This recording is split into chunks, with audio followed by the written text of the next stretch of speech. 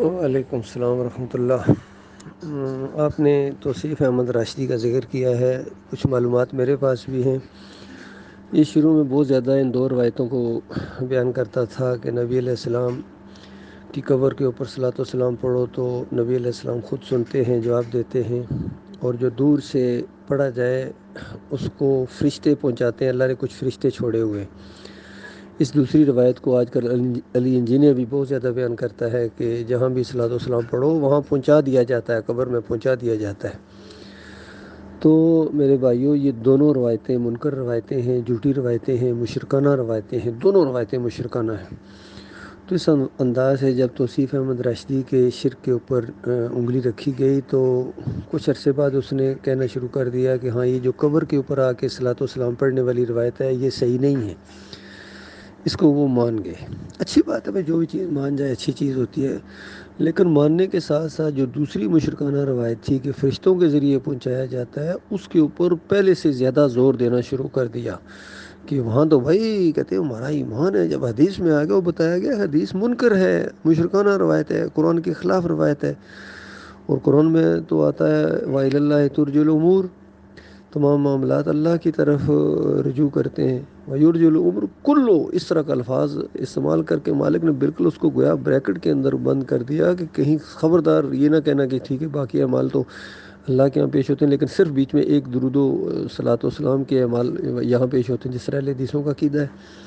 تو کلو کا لفظ استعمال کر کے بالکل اللہ تعالیٰ نے اس پر مہر لگا دی کہ تمام کے تمام ہر عمل اللہ کی طرف جاتا ہے، اور یہ عمل جس کا آغاز ہی ایک دعا ہم اللہم صلی علی محمد پڑھتے ہیں، اللہ کو فریاد کرتے ہیں، اور نبی کے ساتھ محبت کا ایک معاملہ ہے کہ ہمارے پیارے نبی محمد صلی اللہ علیہ وسلم کے اوپر رحمتیں اور برکتیں نازل فرما، جس طرح تو نے ابراہیم اور ان کی آل کے اوپر نازل فرمائی۔ تو اللہ تعالیٰ ان دعاؤں کو سنتا ہے، اور نبی علیہ السلام کے درجات بھی بلند ہوتے ہیں، اور پھر چونکہ ہم نبی علیہ السلام کے لیے جب دعا کرتے ہیں تو ماتھا ٹھنکتا ہے کہ ہمارے نبی اللہ کے ساتھ شریک نہیں ہیں بلکہ محتاج ہیں، بے نیاز نہیں ہیں۔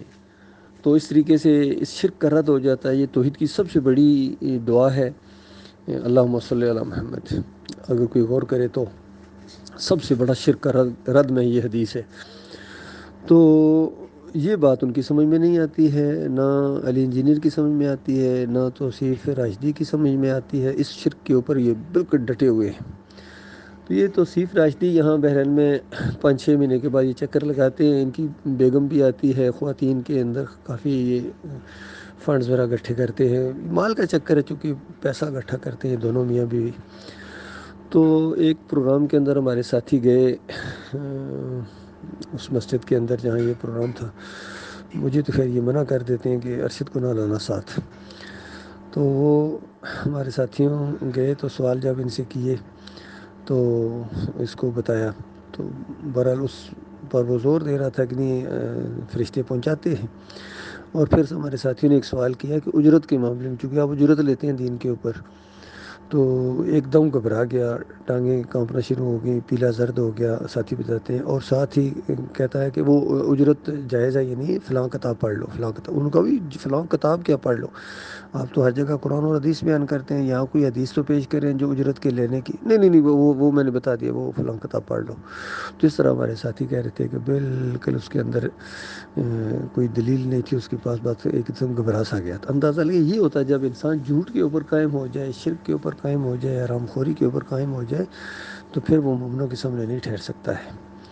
تو میں نے کہا یہ اپنے بھائیوں کو بتا دوں کہ یہ جو توصیف الرحمن راشدی ہے، بریلویوں کے شرک کو، دیوبندیوں کے شرک کو کھول کھول کے بیان کرتا ہے، لیکن اہل حدیثوں کے شرک کو پروموٹ کرتا ہے۔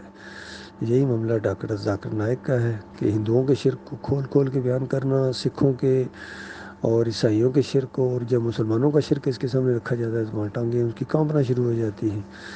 اپنے مسلمانوں کے بتوں کا دفاع کرتا ہے، اور ہندوؤں اور سکھوں اور عیسائیوں کے بتوں کو توڑنا، یہ کوئی دینداری نہیں ہوتی ہے بلکہ یہ فریبکاری ہوتی ہے۔ یہی معاملہ ہمارے محمد حنیف صاحب کرنا شروع ہو گئے، دوسروں کے شرک کا رد کرتے ہیں اور اپنے شرک کو پروموٹ کرتے ہیں، اس کا دفاع کرتے ہیں۔ یہ بہت بڑی جہالت ہے اور بہت بڑی بدبختی ہے بھائی۔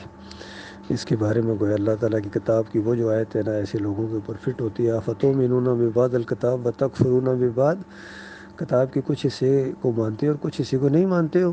پھر مالک خود سوالیہ انداز میں کہتا ہے کہ بتاؤ پھر ایسے لوگوں کی سزا کیا ہو سکتی ہے؟ پھر خود مالک سزا تجویز کرتا ہے کہ دنیا میں ذلت اور آخرت میں شدید عذاب کے اندر ان کو ڈال دیا جائے، جہنم کے اندر. یہ ان کی سزا ہے جو کچھ حصے کو مانے اور کچھ حصے کو نہ مانے، کچھ باتیں مانے اور کچھ باتیں نہ مانے. یہ بہت بڑا جرم ہوتا ہے، اور ایسے لوگوں کی سزا بھی اللہ تعالیٰ نے بڑی شدید رکھی ہے.